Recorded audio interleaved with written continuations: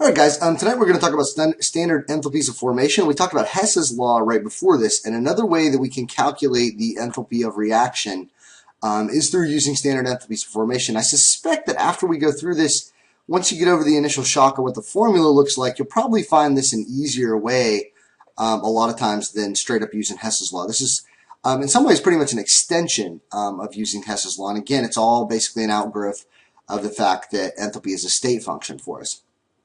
So what is enthalpy of formation? It is pretty much what it sounds like. I mean, it essentially means that it's the enthalpy that it's associated with forming a compound from the things that make it up, okay, from its constituent elements. And so if you're trying to find the enthalpy of formation of carbon dioxide, then you're going to take carbon plus oxygen gives you carbon dioxide. And that reaction there has a standard enthalpy of formation that we know.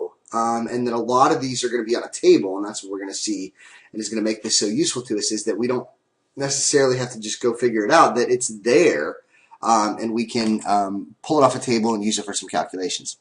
So this is the symbol for standard enthalpy of formation. To that, if we're going to use this, we sort of need to have a standard state that we do this at.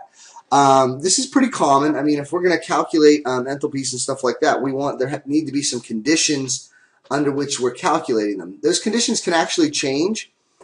We could calculate it at 400 degrees Celsius. We could calculate it at, 100 atmospheres. But for sake of ease, we're going to calculate it typically at 1 atmosphere, or sometimes you'll hear at 1 bar, which is pretty close to 1 atmosphere. Not quite, but close enough for our calculations. And then the general temperature is usually going to be about 25 degrees Celsius or 298 Kelvin. Doesn't have to be, but that's typically it. So what that's going to leave us with is this really just like ugly conglomeration of a bunch of letters and symbols. And so what does that mean for us? What are we going to use that for? That means that it is the enthalpy of formation. Okay, so that's what the delta H sub F means. And then whenever you see one of these little degree signs here next to a variable in science, that means a standard condition. Okay, so that little degree there means that that's our standard state. So what we're talking about now is this is our standard enthalpy of formation. So when you see that degree, that's a standard state. You see that sub F there, and that is going to be for formation. So, definition here. Standard enthalpy of formation, and by the way, I spelled enthalpy wrong there. Sorry about that. I just noticed that, and it's not enthalpy.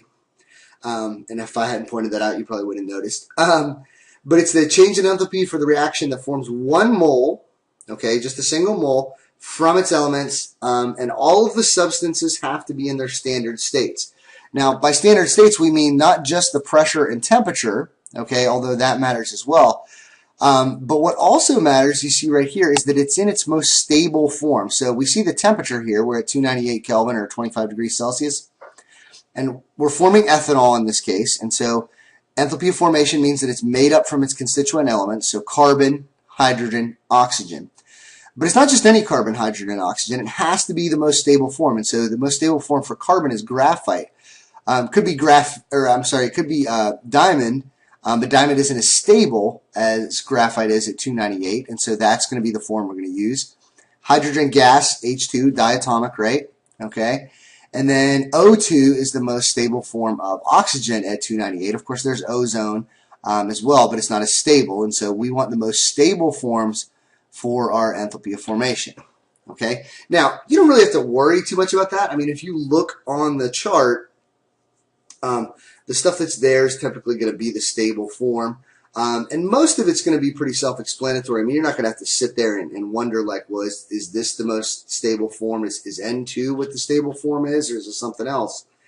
It is the stuff that you probably think it is. I mean, O2, N2, H2, all those diatomics, that's their stable form.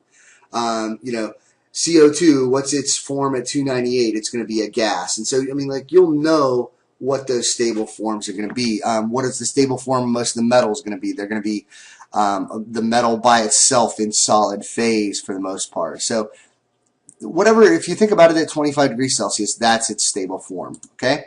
So, what do we do with all that? Well, this is basically you'd have a chart. And a lot of times in a book, you'll have an appendix or something like that. So what do we do with all that? Well, This is an example of a standard enthalpy chart. In your textbook, there'll be an appendix. Of course, you could just pretty much Google it and be able to pull it up. You can go to Wikipedia, and they've got a giant, long table of hundreds and hundreds of these things. But most of the time, if you're using your book, you're just gonna go to the appendix and use that. Most of the time, if it's a test or something like that, then what's going to happen is you're going to be grabbing it. They're going to either have it for you, or there's going to be a separate page, like on your formula sheet, that's going to have that stuff. So you don't have to oh my gosh, do I have to memorize these or anything crazy like that? No, I mean, you're going to have a table for that. So a couple other things that you need to know. The units here are in kilojoules per mole. Okay, that makes pretty good sense. Okay, so remember the standard enthalpy formation is for 1 mole, so of course it's per mole. What's our heat usually? It's in joules, or since we're talking about a little bit larger amounts here, we're going to be in kilojoules. And then this right here, I want to sort of circle here for you and say, hey, don't forget this part. If we're talking about the most stable form of the element, then its standard enthalpy is 0. And so let me just jump back a slide here real quick to where we said that these were the stable forms here. That means that this carbon, since that's a stable form, enthalpy of formation there, 0. Enthalpy of formation of the hydrogen here, 0. Enthalpy of formation of this oxygen, 0. Why? Because that's the most stable form, and it's in pure element form, and so its enthalpy is 0. Because if enthalpy of formation is forming it from its constituent elements, and it's already in elemental form, then, I mean, it's already been formed, right? There's no enthalpy of formation. It is what it is. Okay, so you won't have to calculate any of those. So, on to the scary stuff. So this is the equation, okay? When you first look at that, you're like, wow, what is going on there? There are a lot of horrifying Greek letters and subscripts and all, what does all of this mean? Okay, so first off, I mean, let's, just real briefly sort of point out the stuff that you obviously know. I mean, delta H sub F with the little degree sign there, that's standard enthalpy of formation, okay, for a reaction, okay, so nothing terribly crazy there. Again, we see that same symbol in both of these places, so that shouldn't be anything new, standard enthalpy of formation for the products, for the reactants, okay, so it depends on what side of the equation it is. And then what are the other funky symbols? Well, this weird-looking E sideways M deal. This is the Greek letter sigma, a capital, okay? And if you know your math, I mean, that just means the sum of. And so what that means is that we're going to sum all of the enthalpies of the products, and we're going to subtract from that the sum of all of the enthalpies of the reactants. Okay, so, I mean, that sounds complicated, but I think, again, as with Hess's law, once you see a couple worked out and work a couple yourself, not nearly that bad. What does the N mean? The N are the number of moles, okay, the stoichiometric coefficient. So remember that your standard enthalpy of formation is per mole. And so if you got a balanced equation, and let's say that, we went back to, our reaction here. If I've got 3 moles of hydrogen, then I would multiply that 3 times the standard enthalpy of formation. Now, of course, since it's hydrogen, in that case, the standard enthalpy of formation is 0, and 3 times 0 is still 0. But that's what that means there, is that before you add everything up together, you've got to pull the standard enthalpy of formation off of the table, multiply it by its number of moles, okay, add up all the products, do the same thing for all the reactants, and then just subtract them. That sounds like a lot, and again, this equation is, I will grant you, horrifying the first time you see it. But once you've worked a couple, it really won't seem that bad. So let's jump into a couple of those. And out of deference for the fact that my handwriting is really bad on this first one, I'm going to sort of, since it is the first one, I've got everything typed out so you can see it a little bit easier, hopefully. So the problem looks pretty innocuous. Calculate the standard enthalpy change for the combustion of 1 mole of benzene to form carbon dioxide and water. H2O is water. Okay, so we're going to start writing our equation. So benzene, okay, that's the reactant. We're burning it. Anytime we're burning it, combusting, it's going to be oxygen, right? And then we says our products are carbon dioxide and water. Okay, so we got that, no problem. The only thing we don't have is that we got to balance it. Now, I said I was going to write type everything out, and then I lied. We're going to balance this real quick. So I've got 6 carbons in my benzene, so that means I'm going to have to throw a 6 down in front of my CO2. All right, that's okay. That's going to give me 12 oxygens here. I also need to take care of my hydrogens. I've got 6 hydrogens over here. So a 3 there. 3 times 2 is 6.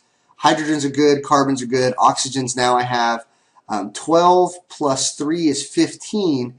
So here's the deal. Just like we did in the previous problems in the other video, oxygen, you're probably not going to get a whole number coefficient on that, and don't worry about it.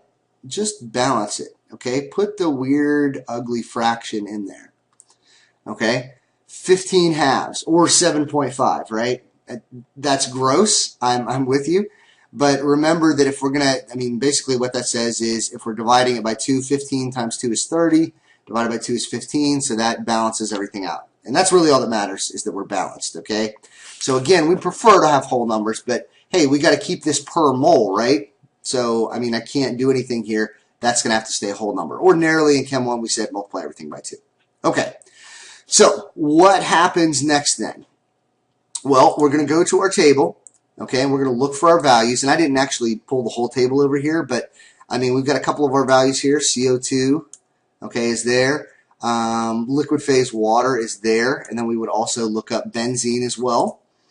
And then we would plug them into that equation, okay, and it would look like this. And you're like, oh my gosh, what the heck just happened? Okay, so first off, let's sort of break it down and look at what each thing is. These are my products, right, summation of the products. These are my reactants, okay, labeled what each one of them is, and I don't expect you to do that on every problem, but that's just sort of, as we're working this first one, to let you know what's going on here. Okay, so got all that stuff multiplied by the number of moles. There are 6 moles of carbon dioxide. Okay, so 6 times its enthalpy, 393.5. Pulled that off the table. 3 times water. Water's is negative 285.8. Okay, so again, pulled that off the table. I didn't bring over the table that had benzene in it, but its value is 49. Okay, so I plugged that in. How many moles of it? 1. 15 halves, or 7.5 moles of oxygen, but you know what? Oxygen doesn't matter. It's 0. Really, I would pretty much be okay with you not writing that at all, but just to be safe on the AP test and stuff, I think it's probably just safer if you just go ahead and put the 0 in there. Okay?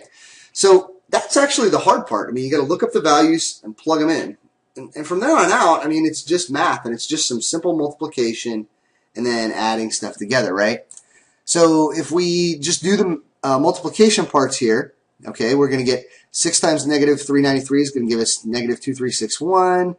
3 times negative 285 is going to give us negative 857. And then the negative 49, you're like, that's not negative, but remember there's a minus sign right there.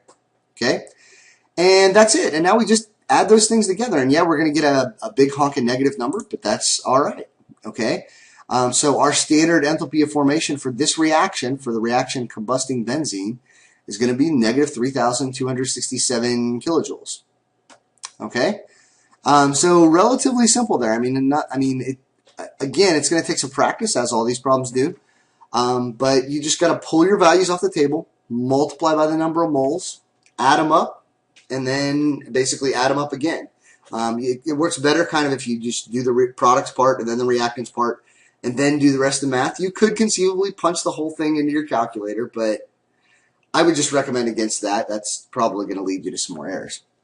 So, real briefly, I want to show you how to work another kind of problem, because what can happen, and what is a pretty common thing to do, like on a multiple choice type question on the AP test, is to actually give you the enthalpy of formation for the reaction, okay, and then ask you to find the standard enthalpy of formation for one of the things that's actually in the equation. So in this case, it says, hey, what's the standard enthalpy of formation for this copper 2 oxide? Okay, so, hey, we're going to set it, excuse me, sorry.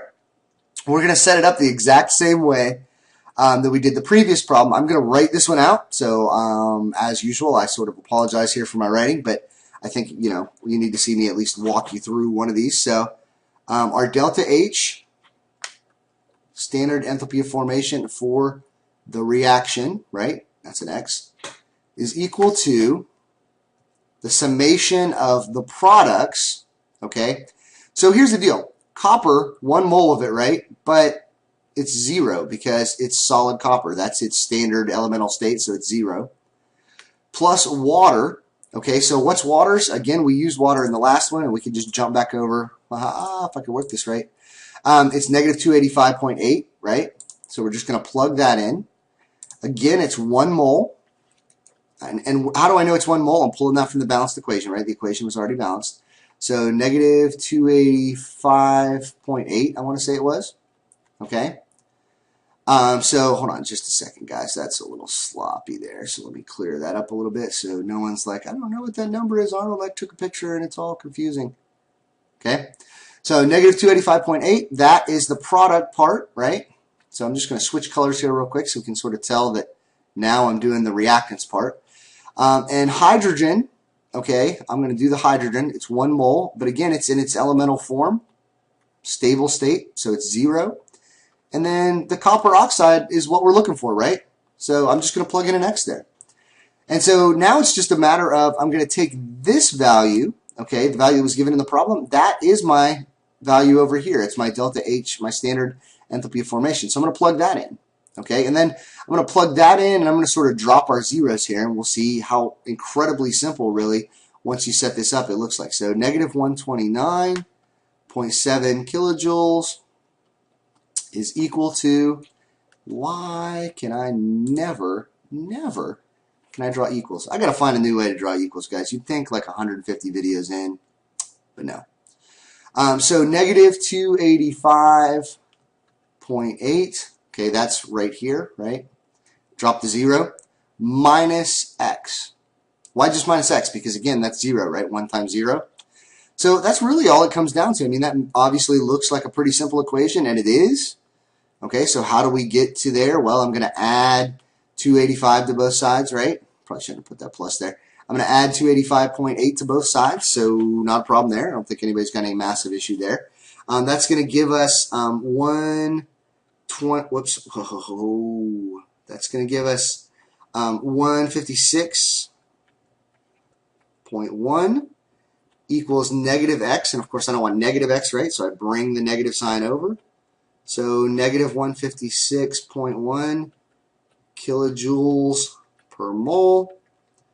And remember what you're looking for, right? What was I looking for in that case? I was looking for the standard enthalpy of formation for copper 2 oxide. Okay, and that's it. So that's how you would solve for an x value using that. Listen, guys, I know that when you're looking at this, it seems like you're like, holy crud, where's all this stuff coming from? But remember, you're just pulling values from the table and essentially plugging them into what looks like an ugly formula, but is actually probably one of the easiest mathematical formulas you'll use as long as you get everything plugged in right. All right? So as usual, we'll talk more about this in class, work through a few of these, and we'll be applying this stuff to lab coming up real soon as well. Thanks, guys.